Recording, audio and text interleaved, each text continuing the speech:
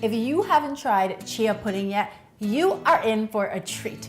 I'm Danny Spies and I am showing you 4 clean and delicious recipes for chia pudding.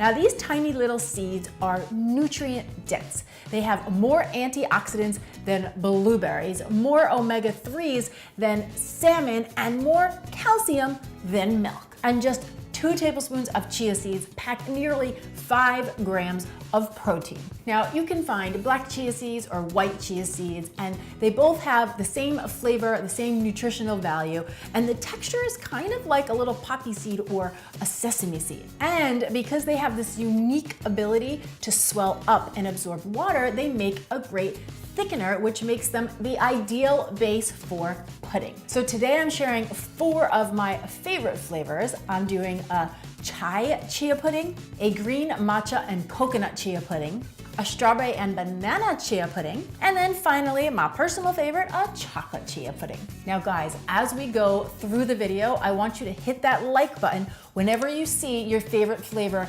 being made. Or just do yourself a favor and go ahead and hit it now, so you don't have to think about it all throughout the video.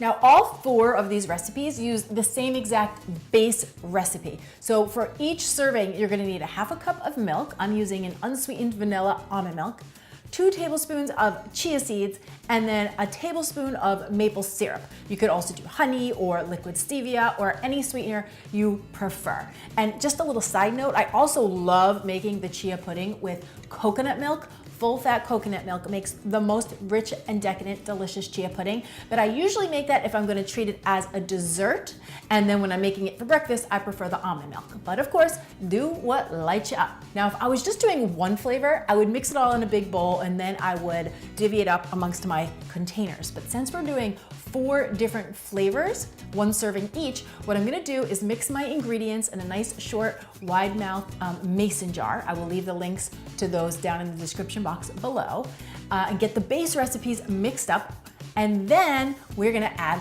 the stir-ins. So for flavor combo number 1, I am making a chai chia pudding, and really we're just gonna get this flavor by the spices. So I've got a 1/4 teaspoon of cinnamon here, along with a tiny, tiny pinch of cloves and cardamom. Get those into my jar, along with some chopped up raisins, which add a nice texture and a little extra sweetness.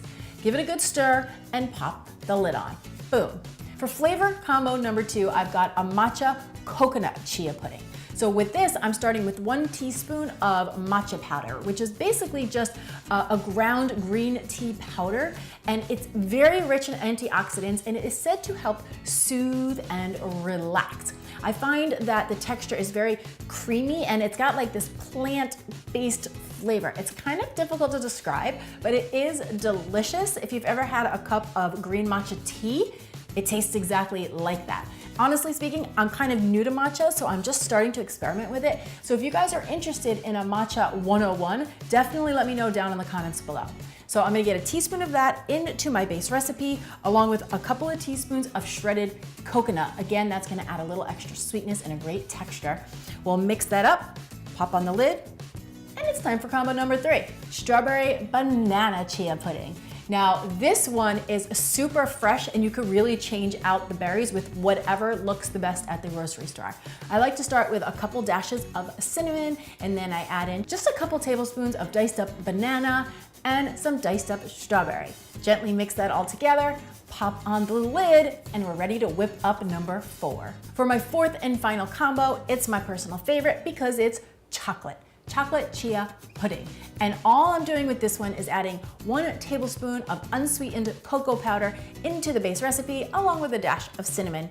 Gently mix that together, and it's ready to go. Now guys, a little side note here, the chocolate chia pudding, if you make this one with full fat coconut milk, it makes the most amazing chocolate pudding dessert. But like I said, for breakfast, I like it with the almond milk. So again, I'm gonna pop the lid on, and all 4 of these are going into my fridge. You want them in there for a minimum of 4 hours, but you can certainly do it overnight, and they last happily in the fridge anywhere between 3 and 4 days. Then when you're ready to eat them, you're gonna see that the texture, it's It's creamy, but it's also a little bit loose, right? So that's gonna depend on what type of liquid you use. If you go with a full fat milk or coconut milk, it's gonna be a lot denser and a lot more creamy. So the option is totally yours. Using the almond milk definitely makes for a lighter pudding texture. But if you've ever had tapioca pudding, it's kind of in the same vein. So now I am curious to know which of these 4 flavors do you think you will try first, and or what's your personal favorite chia pudding flavor combo? Come on down to the comments below and let me know. And if you haven't already, please hit that subscribe button, join the Clean and Delicious family, ring the notification bell so you never miss a new video, and share this with anyone else you know who's trying to keep things healthy and yummy.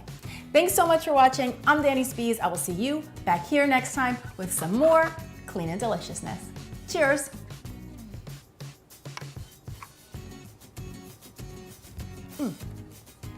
Chocolate all the way.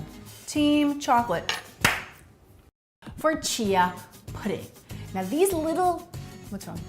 If you haven't tried chia pudding yet, you are in for a treat. I forgot what I was saying. If you haven't tried chia pudding yet,